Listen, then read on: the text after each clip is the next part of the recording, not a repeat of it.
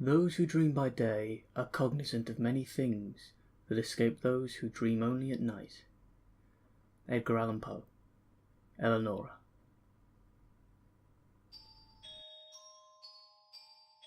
Go to bed and wait for the Sandman. Even as it came out of James's mouth, it seemed to him a strange thing to say, and he was not sure why he had, but for some reason it worked. Daniel went to bed. The next morning, though, he asked, "What does the Sandman look like?" James was making breakfast. Daniel sat at the table, short legs swinging under his chair. "Nothing, really," James said. "It's just an expression." "What does it mean?" "Just something people say." He put a plate of eggs in front of Daniel and kissed him on the top of the head. He thought that would be the end of it, until he saw the Sandman for himself. He was getting ready for bed and stopped by Daniel's room to check on him while he slept, as he often did. It was such a routine precaution that when he saw a pale, naked man sitting on the edge of Daniel's bed, rocking back and forth, it took a moment for him to process what he was seeing. He reacted the way any father would, of course. He ran into the room screaming, and for a moment he thought about attacking the intruder. But then the man on the bed turned, and that's when James saw that it wasn't really a man, but a pale, slithery thing, hairless and warped. Its joints turned the wrong way, and its body out of shape with itself. When it moved, it was like an insane marionette dancing on a stage. James froze. The skittering thing watched him. He felt spreading warmth, and he realised he'd pissed himself. Only when he remembered that Daniel was still there in the bed, staring at the broken-shaped thing sitting a foot away, did he regain the courage to move. He grabbed Daniel and ran. In the hall, he turned to see if the thing would follow them. But it didn't. For a moment, it watched, and then, moving like a stop-motion nightmare, it crawled to the window and jumped out, leaving only the billowing curtains to mark its passing. James had trouble talking to the police. He reported a break-in, but when asked to describe the intruder, he didn't know what to say. How could he make the ordinary man in the blue uniform sitting at his kitchen table whilst two of his colleagues searched the house understand a thing like he'd seen? He couldn't even understand it himself. To make it worse, Daniel's memory didn't correspond to James's. He described an ordinary-looking burglar. "A man in a mask," he said. James thought about it. Had it been a mask? No. It would have had to have been a full costume, and an elaborate one. Something like they would use for a movie. And that would not explain the way it moved. But in the end, he simply echoed his son's testimony. "A man in a mask," he said. "A burglar." The lie unsettled him almost as much as what happened.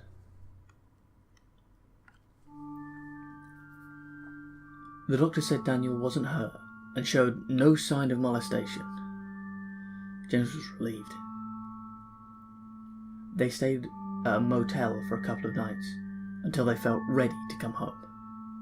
And then James had a new security system installed, along with bars on the windows.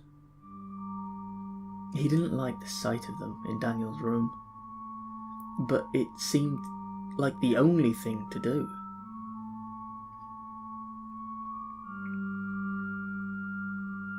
James was frightened that first night back in the house, but Daniel, strangely, was not. When asked if he felt okay sleeping alone, he said yes.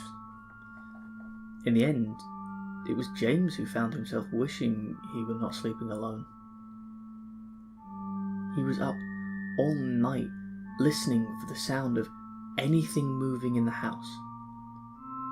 Although he'd convinced himself that his memory was faulty and that it had been a normal, albeit probably deeply disturbed man in his son's room. When he closed his eyes, even for a moment, he pictured bloodless skin and a twisting, inhuman face.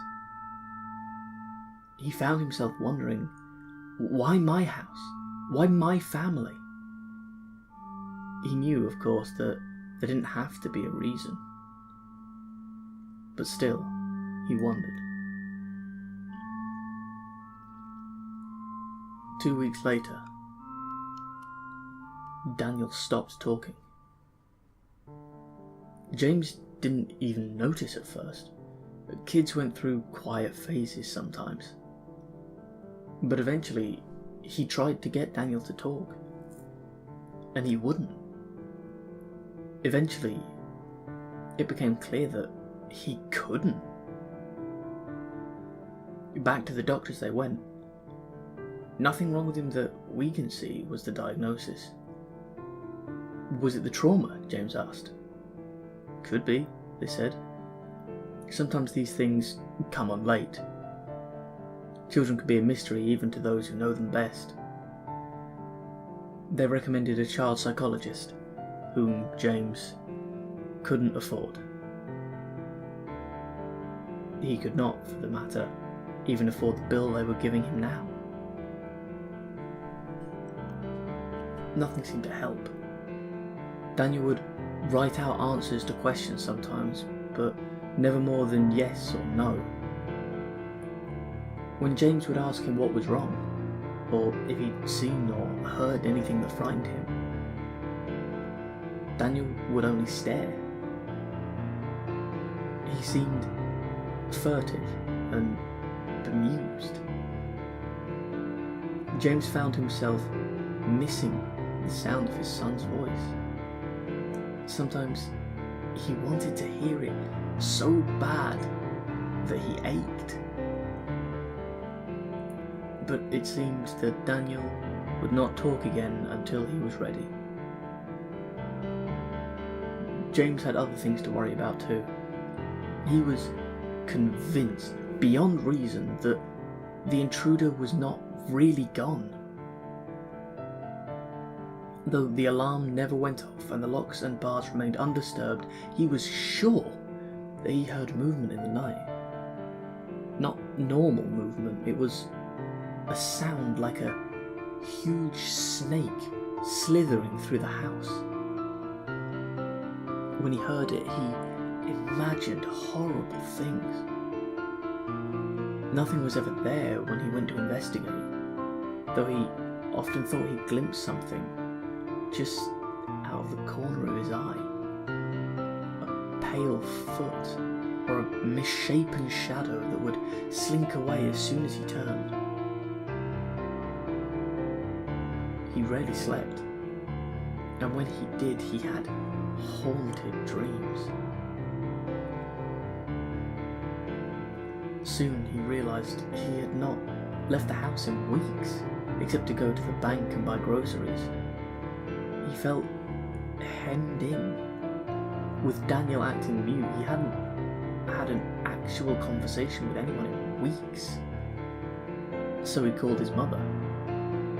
The connection was bad and her voice sounded faint, on the verge of being not there at all.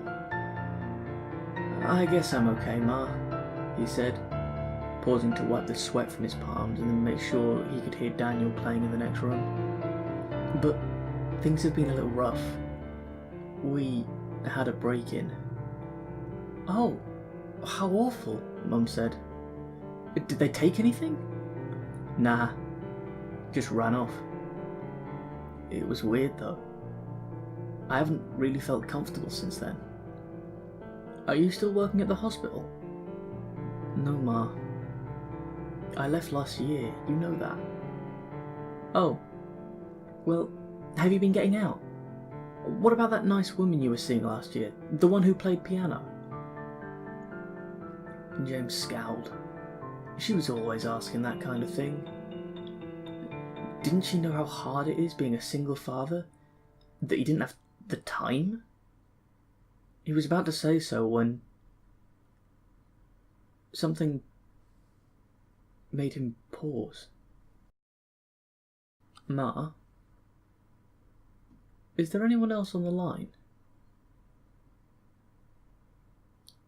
I don't think so. James was sure he heard it though. A short, gasping sound of someone trying to hold their breath and failing. A cold feeling crept across the back of his neck. You're sure nobody's listening in on your other phone? Dear, there is no other phone. I'm on my cell, that's why the service is so bad. Then what is... James stopped. If the sound wasn't coming from her end, then... He dropped the phone and raced to the hall. The extension hung on its hook, undisturbed. Heart pounding, he hurled into the garage. The spare phone sat on the workbench. No one was in sight. But could they have been? Could someone have been here, all along, listening to his phone call, and then slithered away? Might they be here even now? The next day, he took out the extra phone extensions. He even filled in the jacks with rubber cement. Daniel watched him work, eyes curious, but James offered no explanation. He began giving Daniel a light physical exam every week. His CNA training was a little rusty after a year on disability, but you never really forget. It was an absurd thing to do, of course. Even if there was a physical cause for Daniel's behaviour, it would be nothing he could discover this way. And he was aware on some level that this was compulsive behaviour. Nevertheless, it made him feel better. One morning, James set the diaphragm of the stethoscope against Daniel's chest, but he couldn't locate a heartbeat. He moved his hand in search of the right spot, but to no avail. Then, to test it, he listened to his own heartbeat. It came through steady and clear. But when he checked Daniel again, he didn't hear anything. A thought came unbidden to him of the Tin Man from Wizard of Oz, whose chest was as empty as a kettle. A sick feeling roiled his stomach. He threw the stethoscope down and grabbed Daniel by the shoulders, looking into his face. Daniel stared back at him with bright eyes. He even smiled a little, with the corners of his mouth. James felt the tingle of tears. He swept his son up in his arms and hugged him. Daniel hugged back. And then James put his shirt back on him and sent him to play. The stethoscope, he decided, was broken, and he threw it in the trash. Things got worse. James's terrors were no longer relegated to the hours of night. Now it seemed that some creeping, some skittering and skulking, some unknowable noise in some dark corner or another filled every second of his day. The thought of how big the house really was started to weigh on him. There were so many rooms he wasn't in at any given time. So many places someone or something else could be. He imagined strange figures occupying the rest of his house when he wasn't around, melting into the walls or merging with shadows whenever he turned on a light or opened a door. How would he know if they were there? How would he ever know? Soon he didn't even have to be outside of a room to imagine it. When he walked up the stairs, he pictured pale figures lurking beneath them. When he went down the hall, he pictured a crawling thing slithering behind the walls, shadowing every step. If he sat too long in the same chair, he imagined that it was right behind him. And he was never comforted when he turned around and found nothing there. As he could only guess, that meant it had moved, swiftly and silently behind him once again. Wherever he was not looking right now, that was where he imagined it to be. He was losing his mind. He knew. The only thing that helped him cling to sanity was that Daniel seemed undisturbed. Other than his muteness, his behaviour was perfectly normal. And whenever he seemed to sense that his father was troubled, he would hug him, or squeeze his hand, or even smile. Sometimes when he left the room, James cried. One night, he found himself creeping around the house with no lights on at 2 o'clock in the morning. If the intruding thing had taken to violating his daytime activities, then he would get revenge by confronting it on its own terms. The night. And really, night was no more frightening to him than day now. They were almost interchangeable. He padded, barefoot, down the halls, up the stairs, in and out of disused rooms. Sometimes he stopped to listen, hoping to locate it by sound. It was a stealthy, creeping thing he knew. But it was awkward at times, and it couldn't always keep its strangely shaped limbs from making their distinct, irregular footsteps. The smallest noise would give it away. There was one room he suspected it spent most of its time in. The spare bedroom. Not a bedroom at all, really. More like a closet just large enough to accommodate a bed if one was so inclined. It was unpainted and uncarpeted and drafty.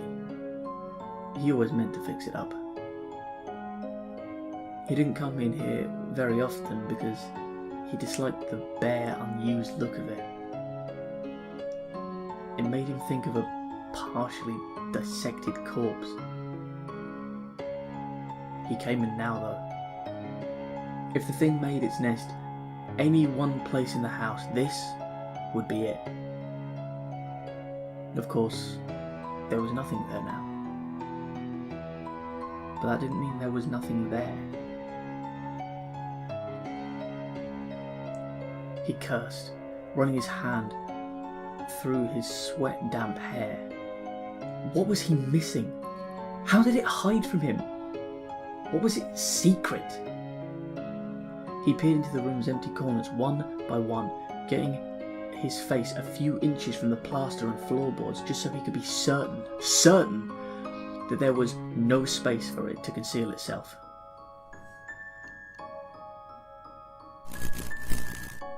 The light bulb flickered. He froze. My God, he thought. It's on the ceiling. He pictured it crawling above him like a huge, pale lizard. That's how it gets around, he thought. That's how it's escaped any time I should have cornered it. It just scuttles up the wall and hides right over my head. He imagined it dangling down behind him like a spider. If I turn around, he thought, it will be there, hanging with its face right next to mine. He held his breath. He did not want to turn around. But he had no choice. It was between him and the door. With a quiet sob, he rounded his heels. Of course, there was nothing. He was alone. There was no man on the ceiling. He checked twice. Maybe it crawled out and was waiting for him in the hall. But when he checked there, the coast was once again clear. It should have been a relief. But it wasn't. After all, it had to be in here somewhere. If the ceiling was not its trick, that just meant it was something else. Something even more strange. Even more clever.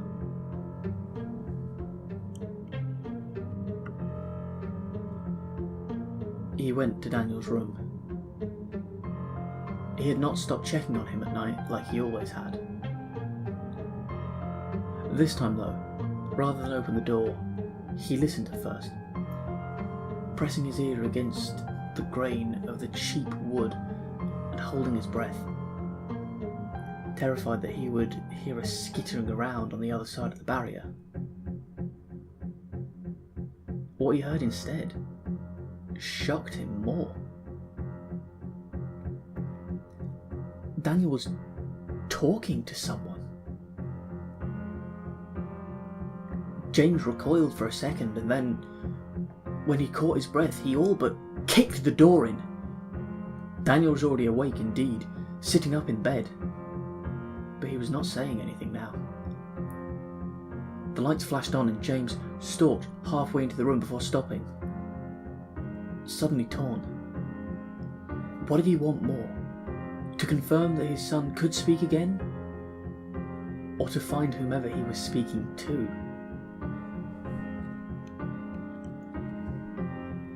The creak at the door hinges settled the matter for him. He ran to the closet and threw it open. There was nothing inside, or at least nothing that shouldn't be there. He swept aside the clothes onto her hangers, but nothing was hiding between them. Then he dragged the toy box out and emptied it on the floor. Nothing.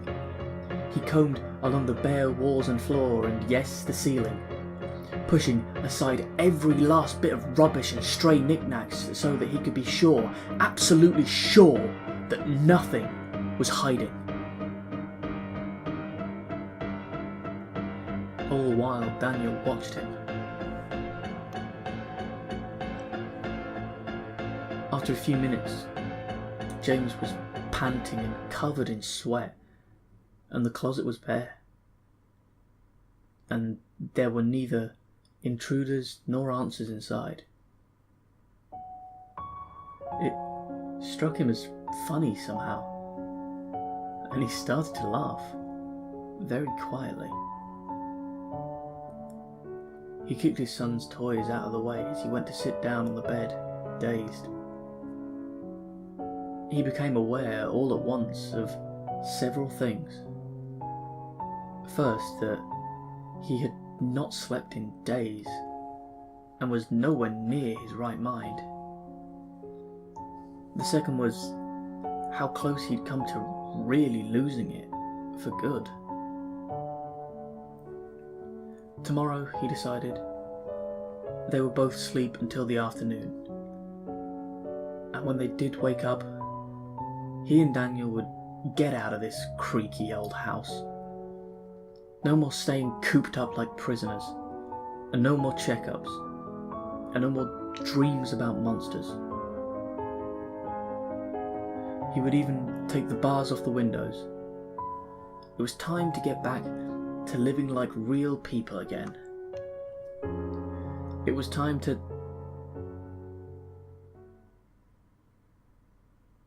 James saw it when he brushed his hand through Daniel's hair.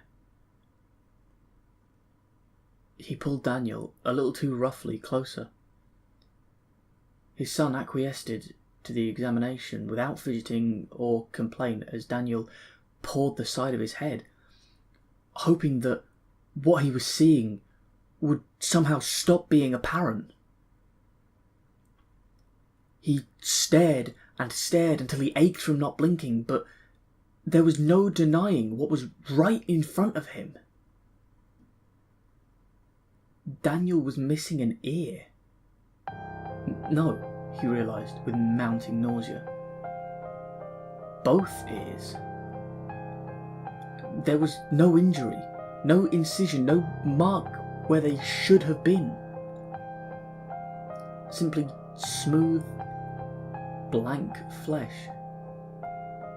As blank as Daniel's quiet, unperturbed demeanour. James swept him up in his arms and ran into the hall. He was not sure where he was going or what he meant to do, but when he got there, he just knew that there was now nothing more important than getting his son out of that house. But their path